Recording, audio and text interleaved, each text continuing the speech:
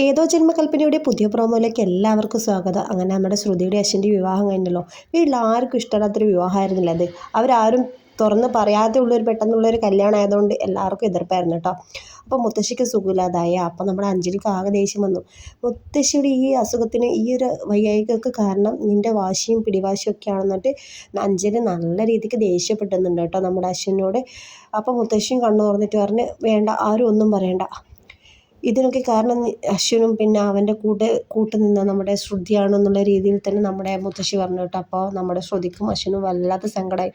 ആരും അവരെ ഒന്നും മൈൻഡാക്കാതെ ആ റൂമിൽ നിന്ന് പോയി കേട്ടോ, മുത്തശ്ശി റൂമിൽ നിന്ന്. അപ്പോഴാണ് നമ്മുടെ Shyam sir entry. Shyam sir പറയും, ശ്രുതി നിനക്ക് എങ്ങനെയാണ് എൻ്റെ സ്നേഹം നിഷേധിച്ചിട്ട് നമ്മുടെ അശ്വിൻ സാറിനെ കല്യാണം കഴിക്കാൻ പറ്റിയെന്ന് പറയും. അപ്പോഴാണ് നമ്മൾ അശ്വിൻ പിറകെ വരും കേട്ടോ.